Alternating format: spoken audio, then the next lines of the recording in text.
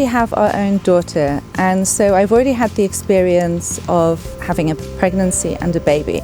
And it's completely unexpected to me how much I would love my daughter.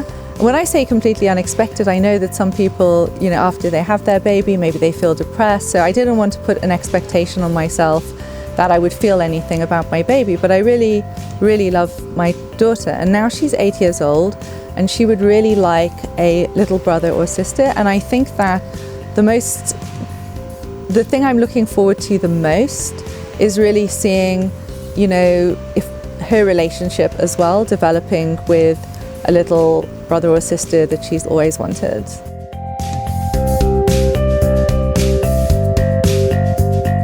I originally found this clinic because my husband's mother's friend had successful fertility treatment here, and I thought if she could do it and she recommended it, then why not go and have a consultation?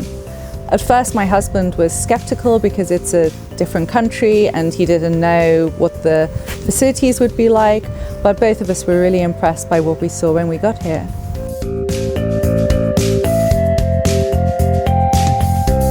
In a way, when I came here, I was expecting to be on my own. I was thinking maybe I would be the only person coming here for treatment. But when I got here, I could see that there were other people who wanted to be parents, so other couples here.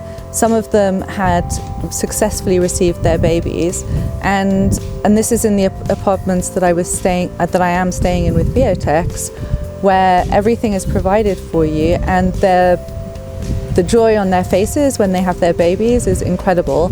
And it's really inspired me because I'm thinking that if they can successfully achieve their dreams of having a baby, then maybe I can as well. And I'm really hopeful that if I do what my doctor says over here and follow everything, and I really trust myself in your hands, then maybe my dream will come true too.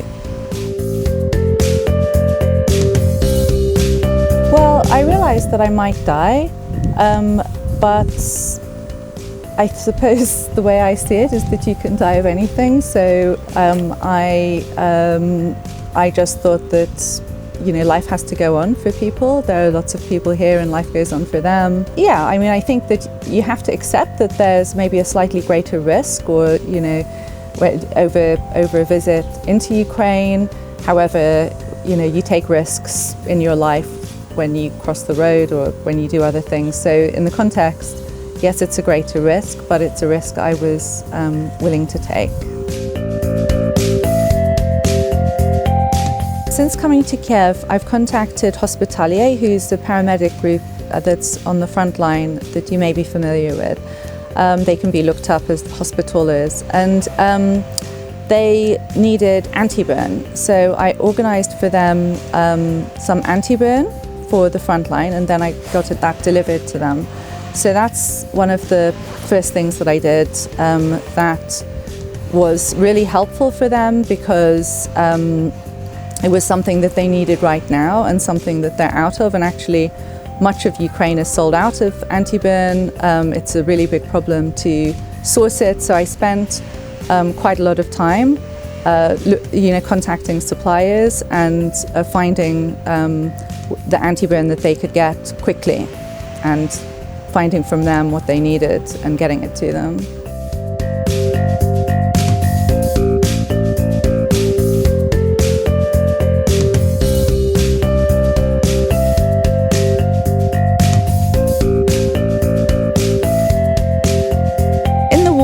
I was expecting that there wouldn't be any accommodation, there wouldn't be any food, there wouldn't be any facilities like there normally are because there's a war, and I would be understanding of that. However, I was really surprised to find that you have your accommodation, you have an incredible full staffing for the accommodation, they're preparing meals for guests, that I'm not the only guest, that there are other guests, many interesting people that I've had a chance to meet over here, because they're also like me, people who would make this step over a time of war. And it's been really eye-opening for me in many ways. I think it is possible to be quite safe. The BioTex accommodation has got a basement where the meals are taken, so that's safer than being, on a high floor or something like this. So it's always possible to go to the basement, to have some water if there's a bomb siren, or to just chat with people in the basement and to just stay there until, the sirens. So sirens do sound, and then there's an app that you can download where you can find out when the sirens are going to be and where the warnings are. And you so I downloaded this app, and and when the siren goes, it's there for a time. So sometimes it's a few minutes, sometimes it's longer. And in that time, one of the things that you can do in the BioTex accommodation is go down to the basement, or you can position yourself in a sensible place, so not facing, the potential any strikes that might be coming from the east. And then it'll probably be okay, and you'll be fine.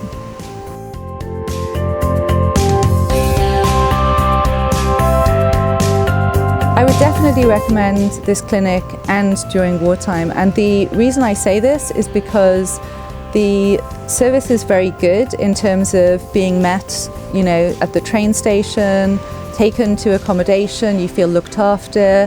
It is eye-opening, it is interesting, it is different in wartime than how it is in peacetime.